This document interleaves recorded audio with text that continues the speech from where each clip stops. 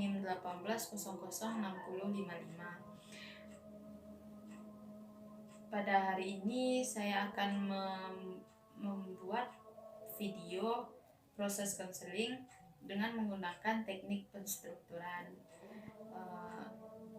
Baiklah, silahkan ditonton video konseling berikut ini.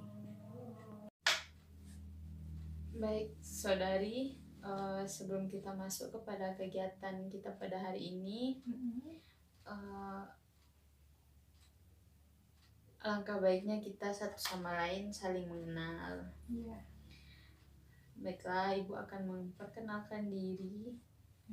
Perkenalkan, nama Ibu Siti Hanifah, asal dari Lubuk Basung. Kalau saudari sendiri? Nama saya Nabila Ramadhani, Ibu bisa manggil saya Nabila. Saya berasal dari Padang Panjang. Oke, Padang Panjang. Sebelumnya Ibu mau bertanya, Nabila sudah pernah melakukan proses konseling sebelumnya? Belum pernah, Bu. Berarti saudari setidaknya adalah pernah mendengar apa itu konseling seperti itu. Oh, mungkin pernah, Bu, tapi tidak tahu apa itu konseling. Baiklah, Ibu akan menjelaskan terlebih dahulu apa itu konseling. Konseling yaitu proses pelayanan bantuan yang diberikan konselor kepada klien atau peserta didik, baik secara individu maupun kelompok, agar klien dapat berkembang secara mandiri dan berkembang secara optimal dalam hubungan pribadi, sosial, belajar, dan karir melalui berbagai jenis layanan atas dasar norma-norma yang berlaku. Oh, gitu ya, Bu. Ya, apakah saudari sudah paham terkait dengan apa itu konseling? Baiklah, Bu, dari yang Ibu praktekkan tadi bisa saya simpulkan bahwa konseling itu adalah proses pelayanan bantuan ya dari konselor kepada klien yang bermaksud untuk mengentaskan permasalahan. Oke, berarti Nabila sudah paham ya terkait dengan apa itu konseling. Baiklah, Ibu akan lanjut dengan penjelasan mengenai apa tujuan dari konseling itu sendiri. Iya. Tujuan dari konseling itu yaitu seorang konselor dapat mengentaskan permasalahan yang dihadapi oleh kliennya, baik itu dalam hal masalah pribadi, masalah sosial, karir, belajar, yang dia rasa menyulitkan untuk dirinya. Jadi sehingga klien tersebut dapat memahami bagaimana proses kehidupan sehari-hari yang efektif awalnya terganggu menjadi kehidupan efektif sehari-hari yang lebih baik lagi, seperti itu. Oh, begitu ya, Bu. Berarti Ya. konseling itu sangat bagus dan sangat efektif untuk mencapai tujuan dan menyelesaikan masalah dari permasalahan. Ya, betul sekali, Nabila. Nah, selanjutnya Ibu akan menjelaskan terkait dengan azas-azas yang terdapat dalam BK. Yang paling utama yaitu azas kerahasiaan, di mana seorang konselor mampu merahasiakan segenap data dan atau keterangan yang diperoleh dari klien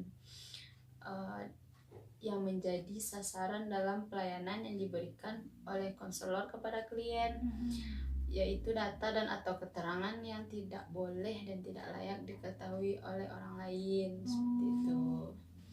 Yang kedua, azas kesukarelaan. Adanya azas kesukarelaan ini di mana klien mampu mengikuti dan menjalani bagaimana jalannya proses konseling. Baiklah, selanjutnya yaitu azas kesukarelaan, di mana seorang klien itu mampu secara sukarela untuk mengikuti dan menjalani bagaimana jalannya proses konseling. Selanjutnya yaitu azas keterbukaan. Azas keterbukaan itu seorang klien yang menjadi sasaran layanan harus bersikap terbuka dan tidak berpura-pura. Tidak berpura-pura ini dalam artian tidak ada yang disembunyikan, tetapi dia mampu secara luas untuk menceritakan apapun permasalahan yang dihadapinya, seperti itu. Baik dalam memberikan keterangan tentang dirinya maupun dalam menerima berbagai informasi serta materi yang berguna bagi diri klien itu sendiri. Selanjutnya yaitu azas kenormatifan, di mana dalam proses konseling perlunya azas kenormatifan dengan memberlakukan norma-norma yang berlaku antara konselor dan klien tersebut. Baiklah, selanjutnya yaitu azas kegiatan, di mana seorang klien dapat berpartisipasi aktif di dalam proses konseling saat terjadinya proses konseling. Selanjutnya azas kemandirian, yaitu konselor berharap kepada klien agar klien tersebut mampu secara mandiri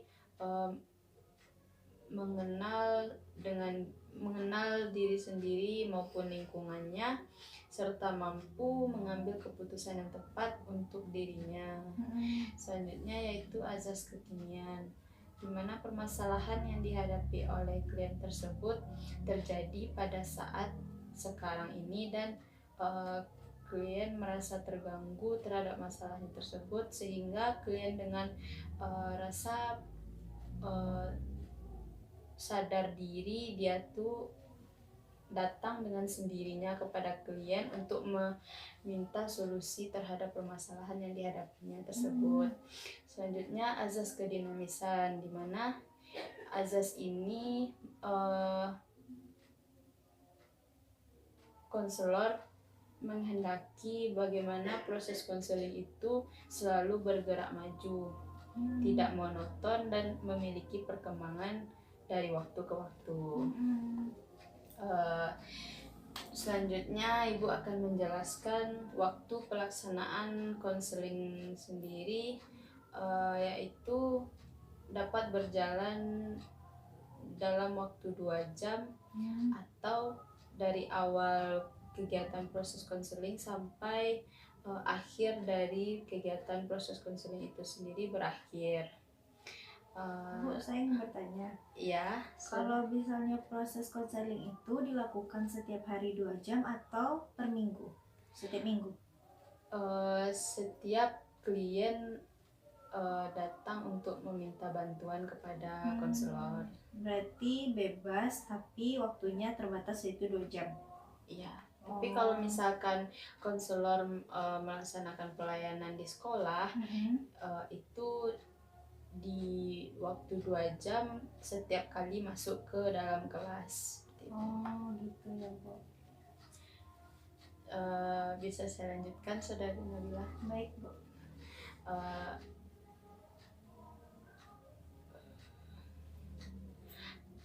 Saya akan menjelaskan peran konselor di dalam proses konseling. Peran konselor dalam proses konseling itu di mana konselor dapat mengentaskan permasalahan yang dihadapi oleh klien, baik itu dalam permasalahan pribadi, sosial, karir, belajar maupun karir. Dan konselor juga dapat mengarahkan ke arah mana klien selanjutnya akan melanjutkan pendidikannya. Nanti konselor juga bertugas untuk mengarahkan karir yang disenangi oleh klien tersebut. Begitu. Ya. Baiklah, apakah Nabila paham terkait apa yang Ibu jelaskan? Baik, Bu, sejauh ini saya sudah memahami arti dan tujuan, pengertian, serta asas-asas dari konselor. Eka, terima kasih Ibu. Oke, berarti apakah masih ada yang ingin Saudari Nabila tanyakan atau ada yang belum paham terkait dengan bimbingan dan konseling? Sejauh ini saya sudah paham. Baik, terima kasih Saudari Nabila. Baiklah, sekian hasil proses konseling dari saya, yaitu tentang teknik penstrukturan. Jika terdapat beberapa kesalahan atau kekhilafan dalam proses pembuatan video konseling tersebut, saya mohon maaf. Saya akhiri dengan Assalamualaikum warahmatullahi wabarakatuh.